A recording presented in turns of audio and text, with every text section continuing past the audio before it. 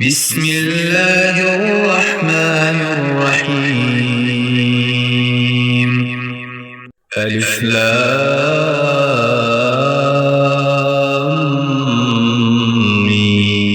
ميم. ذلك الكتاب لا ريب فيه هدى للمتقين الذين يؤمنون بالغيب ويقيمون الصلاة ومما رزقناهم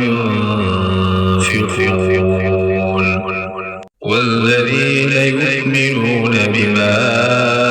أنزل إليك وما أنزل من قبلك وبالآخرة هم يوقنون أولئك على هدى من ربهم وأولئك هم المفلحون إن الذين كفروا سواء عليهم أأنذرتهم أم لم تنذرهم لا يؤمنون ختم الله على قلوبهم وعلى سمعهم وعلى أبصارهم غشاوة ولهم عذاب عظيم ومن الناس من يقول آمنا بالله وباليوم الآخر وما هم بمؤمنين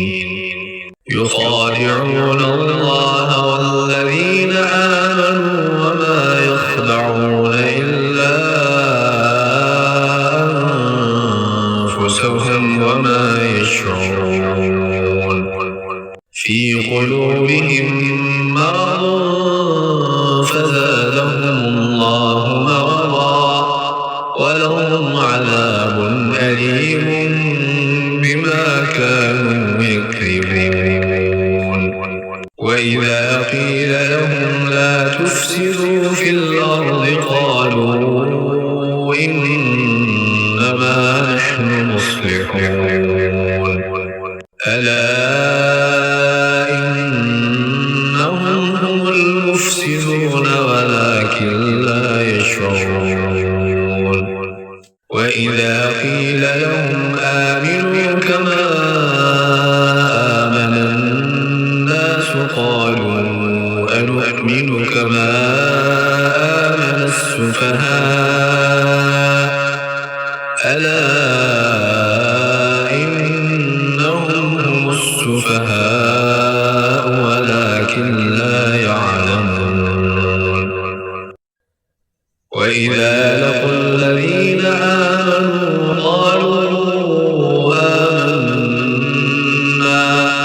وإذا خلوا إلى شياطينهم قالوا إنا معكم إنما نحن مستهزئون الله يستهزئ بهم ويمدهم في طغيانهم يعمهون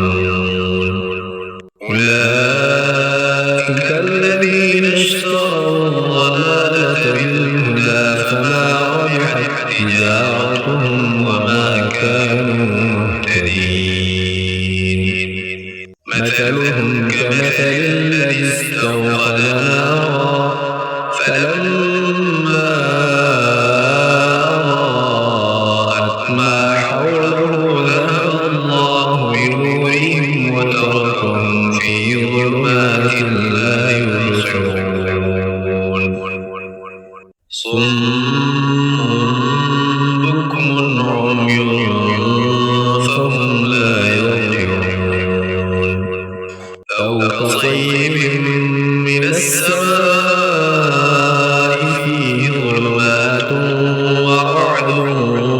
وبرق يجعلون أصابعهم في آذانهم من الصواعق حذر الموت والله محيط بالكافرين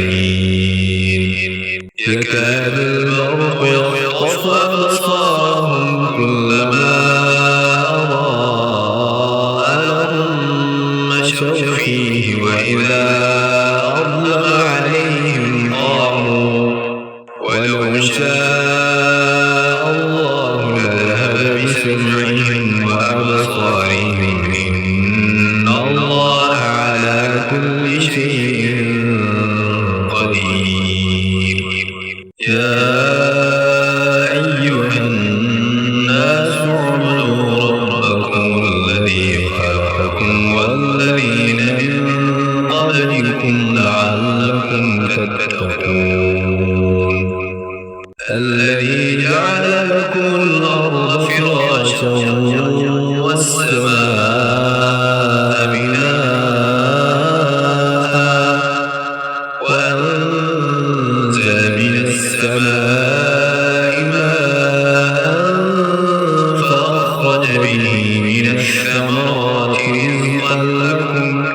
فلا تجعلوا لله أندادا وأنتم تعلمون وإن كنتم في ريب مما نزلنا على عبدنا فأتوا بسورة من مثله وادعوا شهداءكم من دون الله إن كنتم صادقين فإن لم تفعلوا ولا تفعلوا فاتقوا النار التي وقودها الناس والحجارة أعدت للكافرين وبشر الذين آمنوا وعملوا الصالحات أن لهم جنات تجري من تحتها الأنهار كلما رزقوا منها من ثمرة رزقا قالوا هذا الذي رزقنا من قبل وأتوا به متشابها ولهم فيها أزواج مطهرة وهم فيها خالدون إن الله لا يستحيي أن يضرب مثلا ما بعوضة فما فوقها فأما الذين آمنوا فيعلمون أنه الحق من ربهم وأما الذين كفروا فيقولون ماذا أراد الله بهذا مثلا يضل به كثيرا ويهدي به كثيرا وما يضل به إلا الفاسقين الذين ينقضون عهد الله من بعد ميثاقه ويقطعون ما أمر الله به أن يوصل ويفسدون في الأرض أولئك هم الخاسرون كيف تكفرون بالله وكنتم أمواتا فأحياكم ثم يميتكم ثم يحييكم ثم إليه ترجعون هو الذي خلق لكم ما في الأرض جميعا ثم استوى إلى السماء فسواهن سبع سماوات وهو بكل شيء عليم وإذ قال ربك للملائكة إني جاعل في الأرض خليفة قالوا أتجعل فيها من يفسد فيها ويسفك الدماء ونحن نسبح بحمدك ونقدس لك قال إني أعلم ما لا تعلمون وعلم آدم الأسماء كلها ثم عرضهم على الملائكة فقال أنبئوني بأسماء هؤلاء إن كنتم صادقين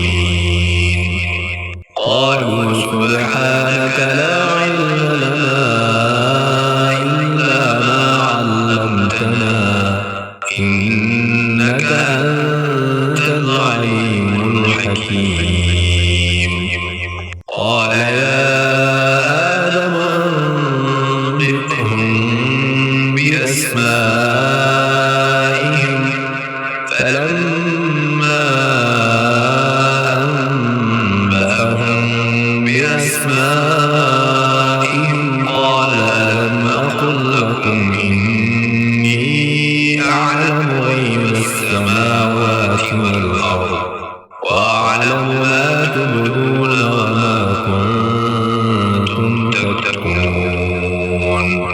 وإذ قلنا للملائكة اسجدوا لآدم فسجدوا إلا إبليس أبى واستكبر وكان من الكافرين وقلنا يا آدم اسكن أنت وزوجك الجنة وكلا منها رغدا حيث شئتما ولا تقربا هذه الشجرة فتكونا من الظالمين فأزلهما الشيطان عنها فأخرجهما مما كانا فيه وقلنا اهبطوا بعضكم لبعض عدو ولكم في الأرض مستقر ومتاع إلى حين فتلقى آدم من ربه كلمات فتاب عليه إنه هو التواب الرحيم قلنا اهبطوا منها جميعا فإما يأتينكم مني هدى فمن تبع هداي فلا خوف عليهم ولا هم يحزنون والذين كفروا وكذبوا بآياتنا أولئك أصحاب النار هم فيها خالدون يا بني إسرائيل اذكروا نعمتي التي أنعمت عليكم وأوفوا بعهدي أوف بعهدكم وإياي فارهبون وآمنوا بما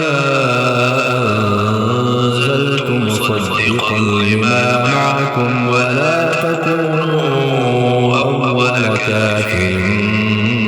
به ولا تشتروا بآياتي ثمنا قليلا وإياي فاتقون ولا تلبسوا الحق بالباطل وتكتموا الحق وأنتم تعلمون وأقيموا الصلاة وآتوا الزكاة واركعوا مع الراكعين أتأمرون الناس بالبر وتنسون أنفسكم وأنتم تتلون الكتاب أفلا تعقلون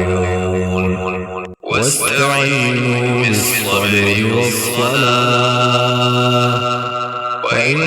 وإنها لكبيرة إلا على الخاشعين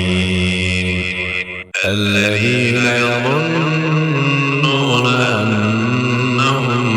ملاقو ربهم وأنهم إليه راجعون يا بني إسرائيل اذكروا نعمتي التي أنعمت عليكم وأني فضلتكم على العالمين واتقوا يوما لا تجزي نفس عن نفس شيئا ولا يقبل منها شفاعة ولا يؤخذ منها عدل ولا هم ينصرون وإذ نجيناكم من آل فرعون يسومونكم سوء العذاب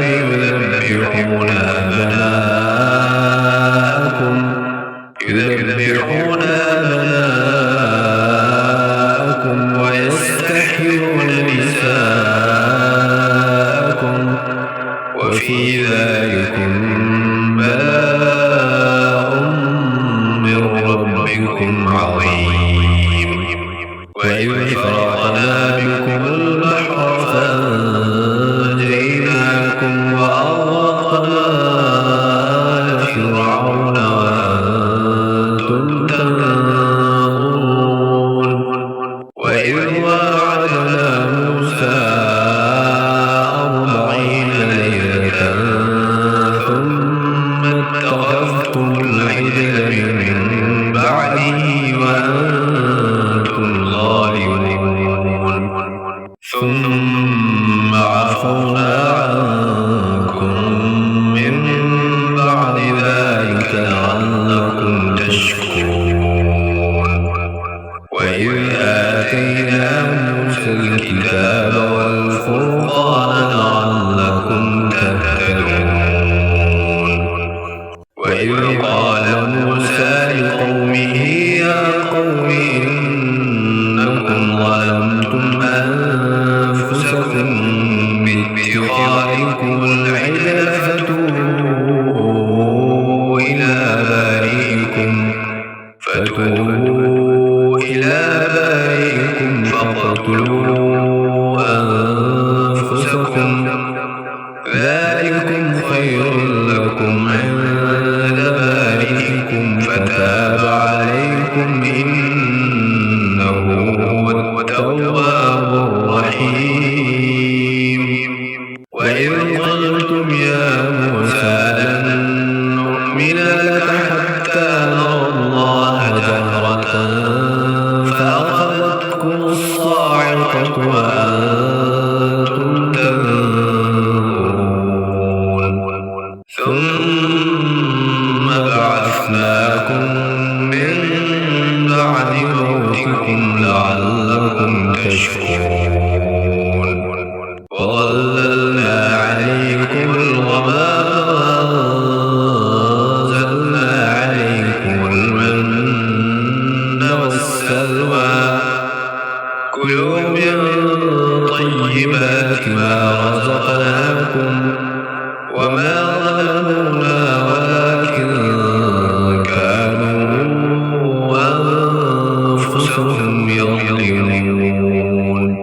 وإذ قلنا ادخلوا هذه القرية فكلوا منها حيث شئتم رغدا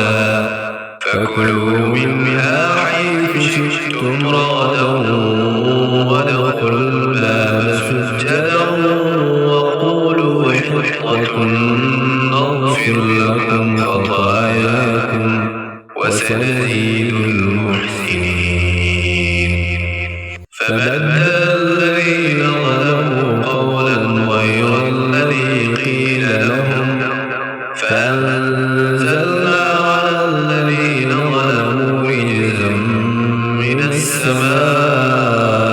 بما كانوا يفسقون.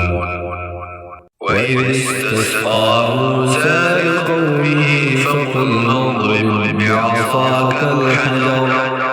فانفجرت منه 12 عينا قد علم كل أناس مشربهم كلوا واشربوا من رزق الله ولا تعثوا في الأرض مفسدين. وإذ قلتم يا موسى لن نصبر على طعام واحد فادع لنا ربك يخرج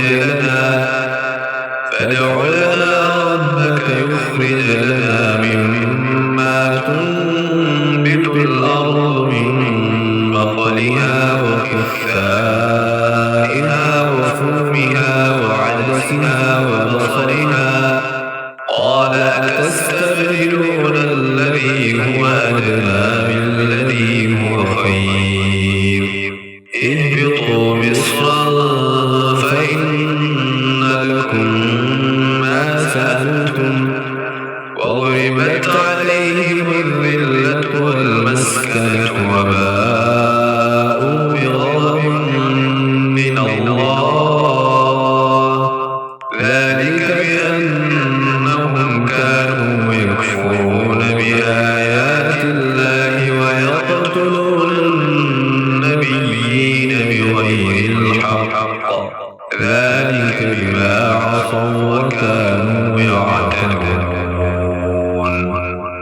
إن الذين آمنوا والذين هادوا والنصارى والصابئين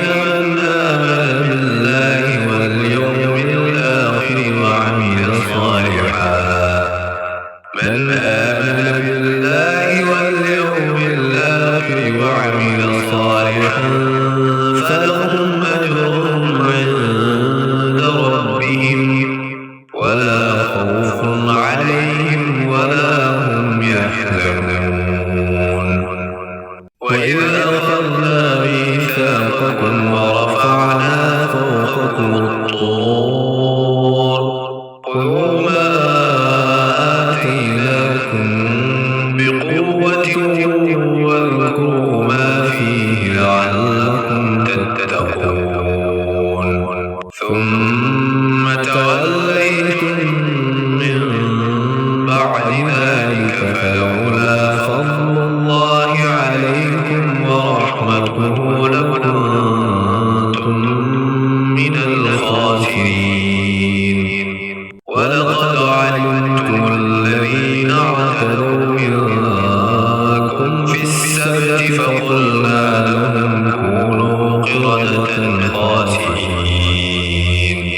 فجعلناها نكالا لما بين يديها وما خلفها وموعظة للمتقين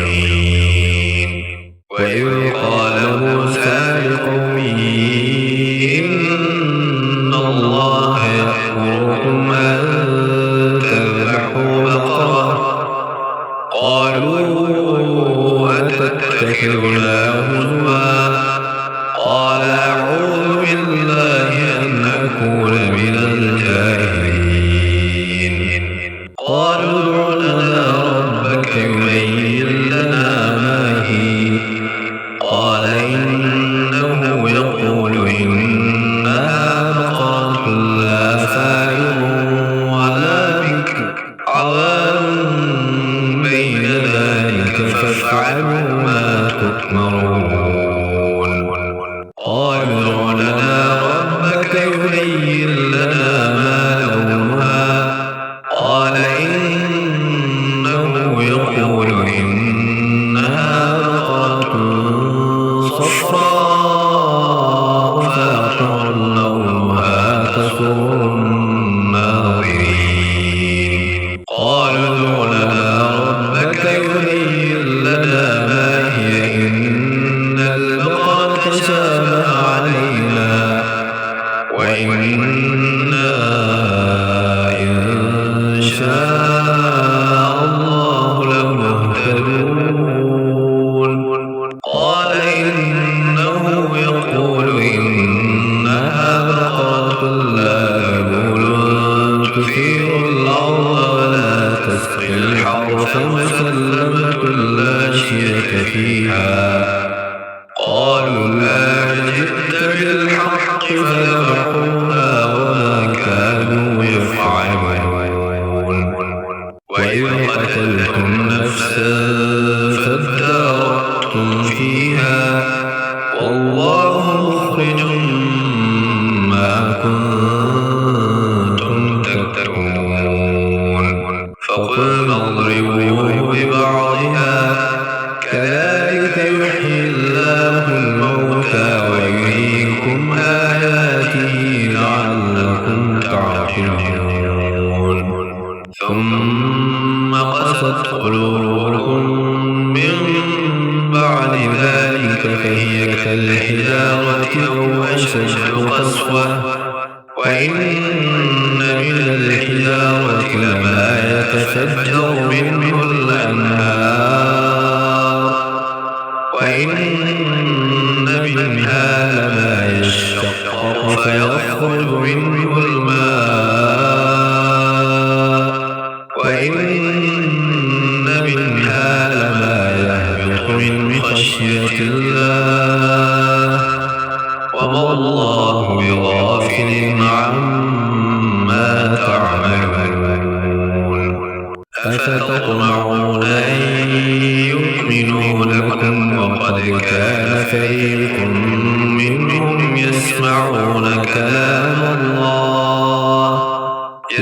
يسمعون كلام الله ثم يحرفونه من بعد ما عقلوه وهم يعلمون وإذا لقوا الذين آمنوا قالوا آمنا وإذا خلا بعضهم إلى بعض قالوا أتحدثونهم بما فتح الله عليكم ليحاجوكم به عند ربكم أفلا تعقلون أولا يعلمون أن الله يعلم ما يسرون وما يعلنون ومنهم أميون لا يعلمون الكتاب إلا أماني وإن هم إلا يظنون فويل للذين يكتبون الكتاب بأيديهم ثم يقولون هذا من عند الله ليشتروا به ثمنا قليلا فويل لهم مما كتبت أيديهم وويل لهم مما يكسبون وقالوا لن تمسنا النار إلا أياما معدودة قل أتخذتم عند الله عهدا فلن يخلف الله عهده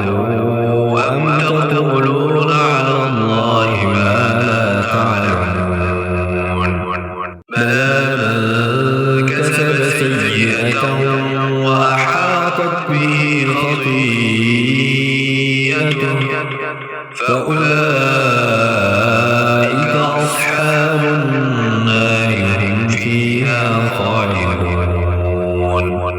والذين آمنوا وعملوا الصالحات أولئك أصحاب الجنة هم فيها خالدون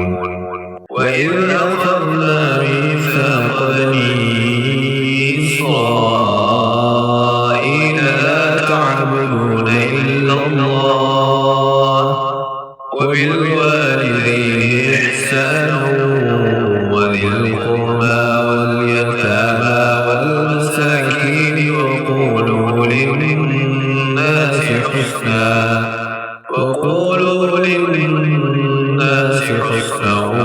وأقيموا الصلاة وآتوا الزكاة ثم توليتم إلا قليلا منكم وأنتم معرضون وإذ أخذنا ميثاقكم لا تسفكون دماءكم ولا تخرجون أنفسكم من دياركم ثم أقررتم وأنتم تشهدون ثم أنتم هؤلاء تقتلون أنفسكم وتخرجون فريقا منكم من ديارهم تظاهرون عليهم بالإثم والعدوان وإن يأتوكم أسارى تفادوهم وهو محرم عليكم إخراجهم أفتؤمنون ببعض الكتاب وتكفرون ببعض فما جزاء من يفعل ذلك منكم إلا خزي في الحياة الدنيا ويوم القيامة يردون إلى أشد العذاب وما الله بغافل عما تعملون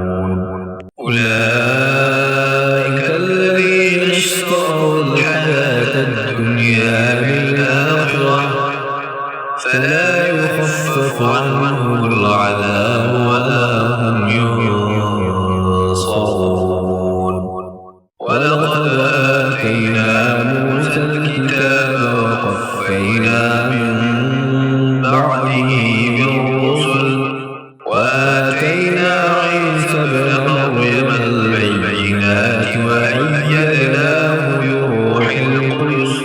أفكلما جاءكم رسول بما لا تهوى أنفسكم استكبرتم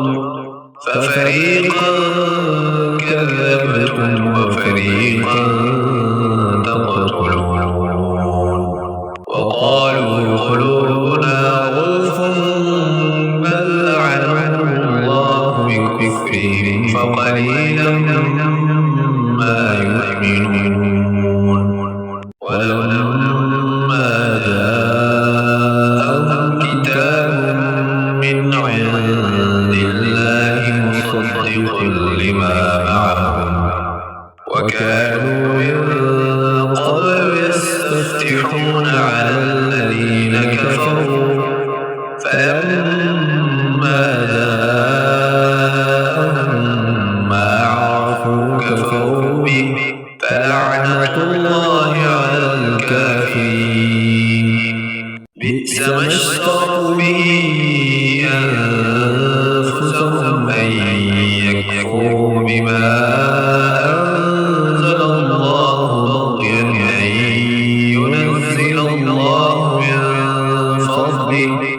بغيا أن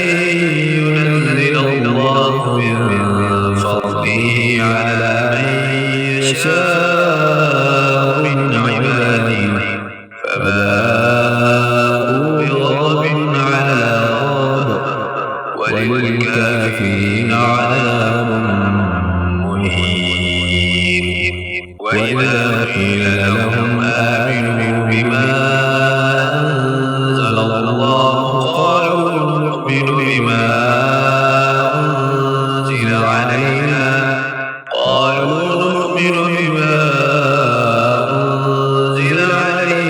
ويكفرون بما وراءه وهو الحق مصدقا لما معهم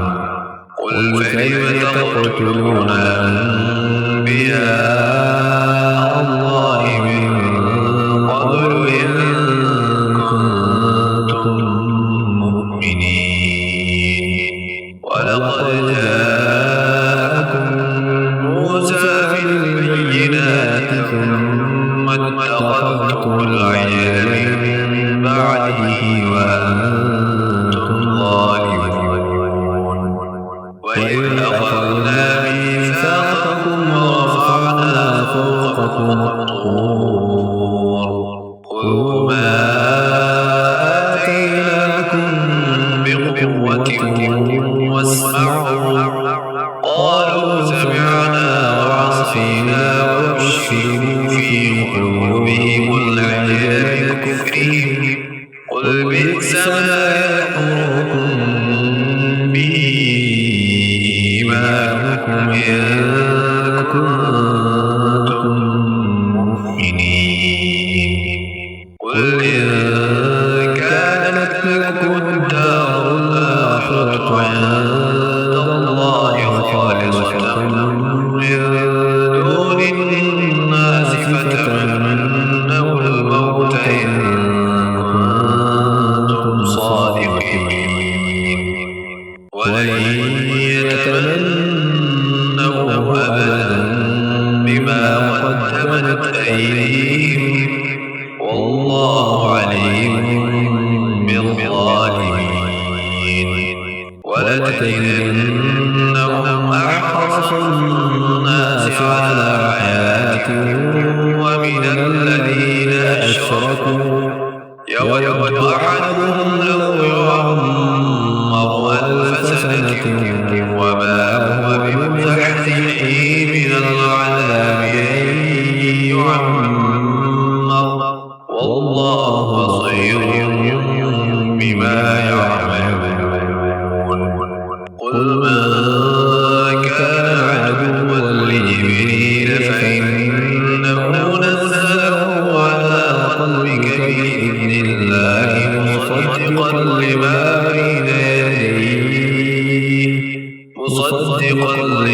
بين يديه وهدى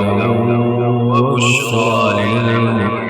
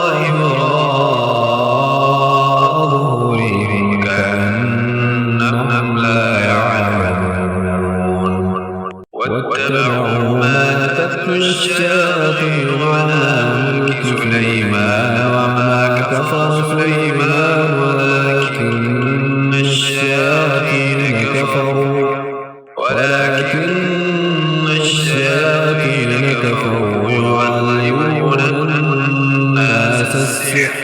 وما أنزل على الملكين ببابل هاروت وماروت وما يعلمان من أحد حتى يقولا إنما نحن فتنة فلا تكفر فيتعلمون منهما ما يفرقون به بين المرء وزوجه وما هم بضارين به من أحد إلا بإذن الله ويتعلمون ما يضرهم ولا ينفعهم ولقد علموا لمن اشتراه ما له في الآخرة من خلاق ولبئس ما شروا به أنفسهم لو كانوا يعلمون ولو أنهم آمنوا واتقوا لمثوبة من عند الله خير لو كانوا يعلمون يا أيها الذين آمنوا لا تقولوا راعنا وقولوا انظرنا واسمعوا وللكافرين عذاب أليم ما يود الذين كفروا من أهل الكتاب ولا المشركين أن ينزل عليكم من خير من ربكم والله يختص برحمته من يشاء والله ذو الفضل العظيم ما ننسخ من آية أو ننسها نأت بخير منها أو مثلها ألم تعلم أن الله على كل شيء قدير ألم تعلم أن الله له ملك السماوات والأرض وما لكم من دون الله من ولي ولا نصير أم تريدون أن تسألوا رسولكم كما سئل موسى من قبل ومن يتبدل الكفر بالإيمان فقد ضل سواء السبيل ود كثير من أهل الكتاب لو يردونكم من بعد إيمانكم كفارا حسدا من عند أنفسهم من بعد ما تبين لهم الحق فاعفوا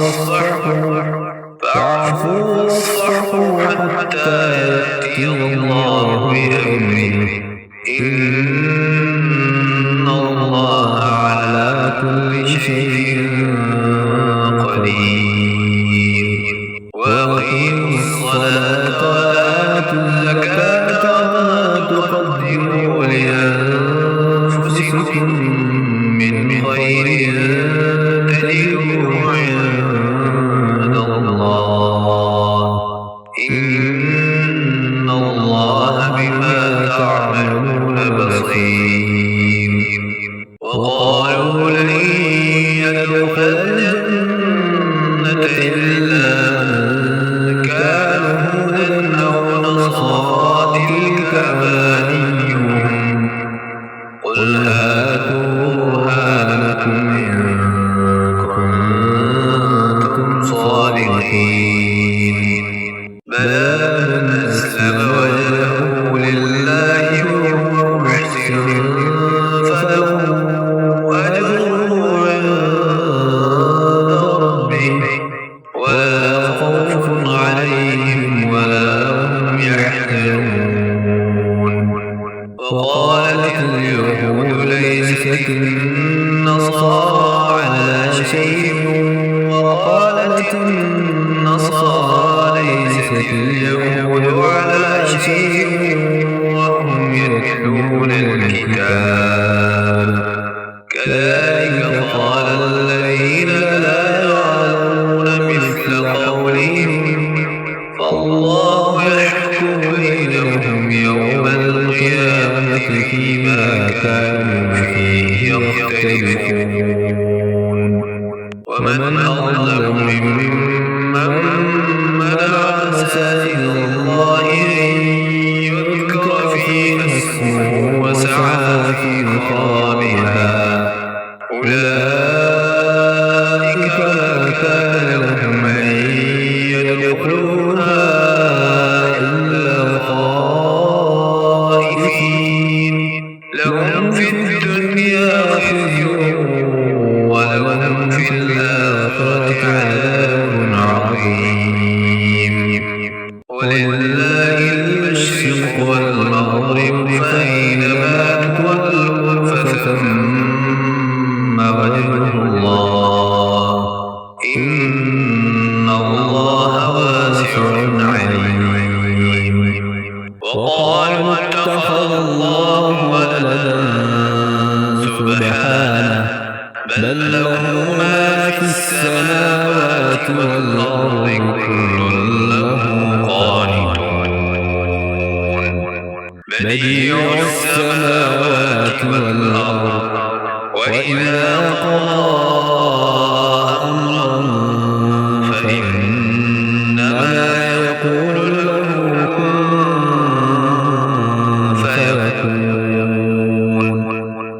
وقال الذين لا يعلمون لولا يكلمنا الله أو تأتينا آية كذلك قال الذين من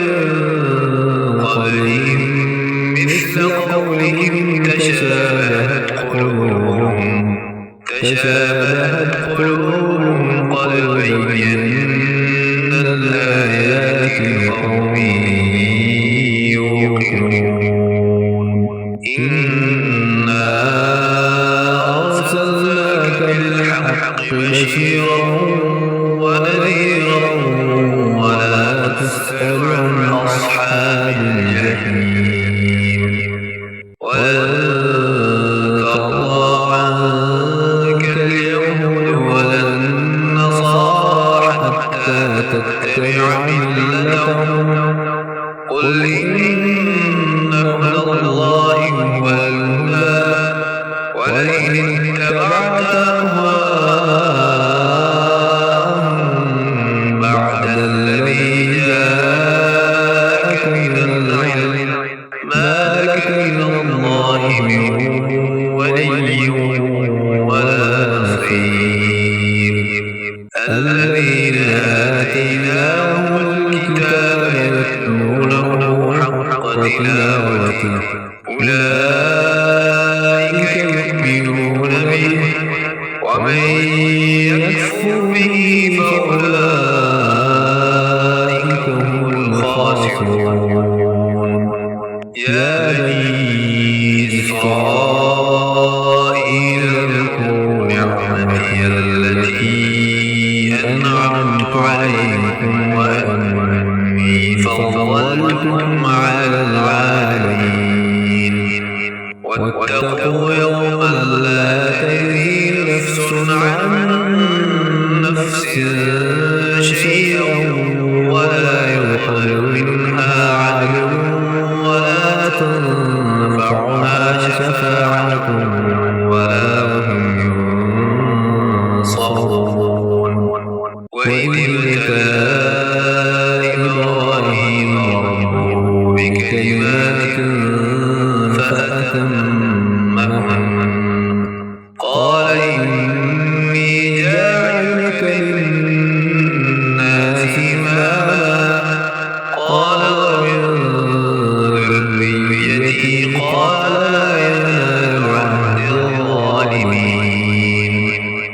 وإذ جعلنا البيت مثابة للناس وأمنا واتخذوا من مقام إبراهيم مصلى وعهدنا إلى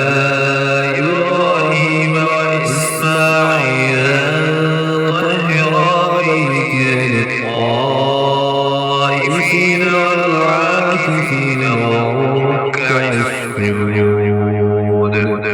وإذ قال إبراهيم رب اجعل هذا بلدا آمنا وارزق أهله من الثمرات من آمن منهم بالله واليوم الآخر قال ومن كفر فأمتعه قليلا ثم أضطره إلى عذاب النار وبئس المصير وإذ يرفع إبراهيم القواعد من البيت وإسماعيل ربنا تقبل منا إنك أنت السميع العليم ربنا وجعلنا مسلمين لك ومن ذريتنا أمة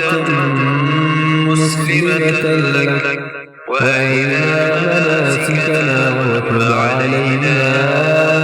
إنك أنت التواب الرحيم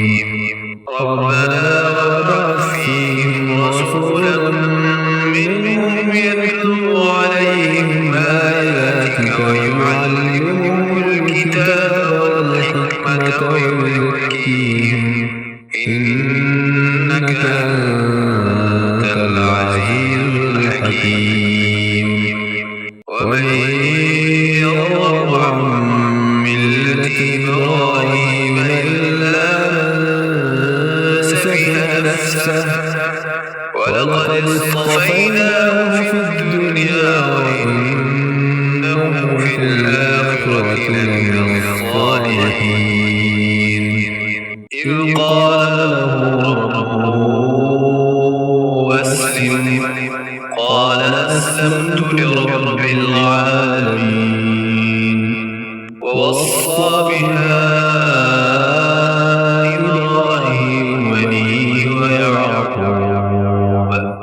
يا بني إن الله اصطفى لكم الدين فلا تموتن إلا وأنتم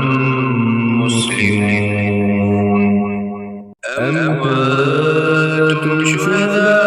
شهداء إذ حضر يعقوب الموت إذ قال لبنيه ما تعبدون من بعدي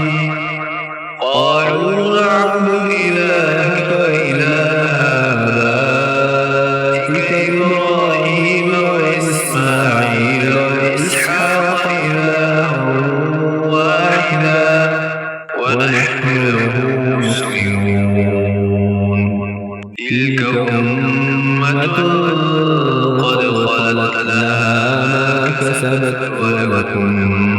ما كسبتم ولا تسألون عما كانوا يعملون وقالوا كونوا هودا أو نصارى تهتدوا قل بل ملة إبراهيم حنيفا وما كان من المشركين قولوا آمنا بالله وما أنزل إلينا وما أنزل إلى إبراهيم وإسماعيل وإسحاق وما أنزل إلى إبراهيم وإسماعيل وإسحاق ويعقوب والأسباط وما أوتي موسى وعيسى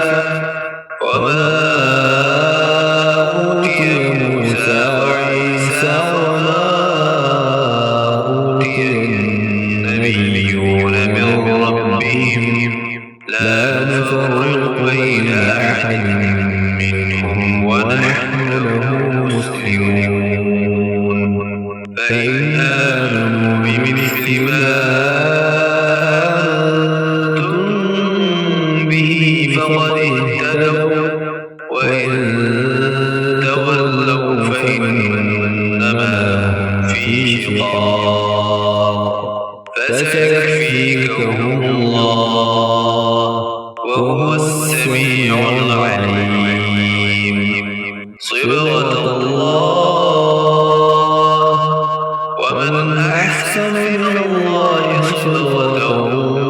ونحن له عابدون قل أتحاجوننا في الله وهو ربنا وربكم ولنا أعمالنا ولكم أعمالكم ونحن له مخلصون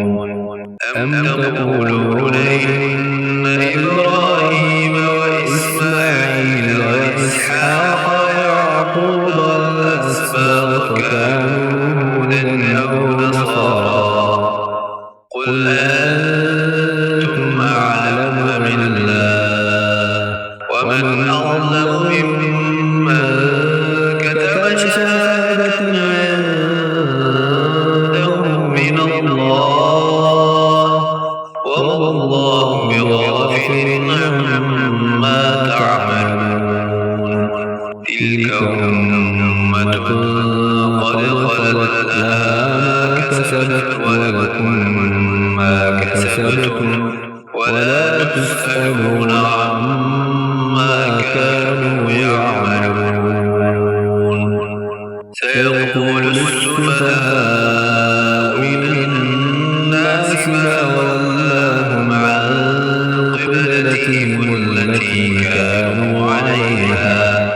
قل لله المشرق والمغرب يهدي من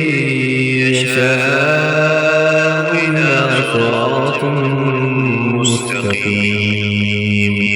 وكذلك جعلناكم أمة وسطا لتكونوا شهداء على الناس ويكون الرسول عليكم شهيدا وما جعلنا القبلة التي كنت عليها إلا لنعلم من يتبع الرسول ممن ينقلب على عقبيه وإن كانت لكبيرة إلا على الذين هدى الله وما كان الله ليضيع إيمانكم إن الله بالناس رءوف رحيم قد نرى تقلب وجهك في السماء فلنولينك قبلة ترضاها فول وجهك شطر المسجد الحرام وحيث ما كنتم فولوا وجوهكم شطره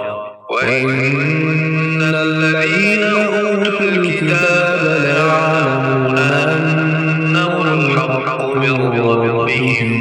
وما الله بغافل عما يعملون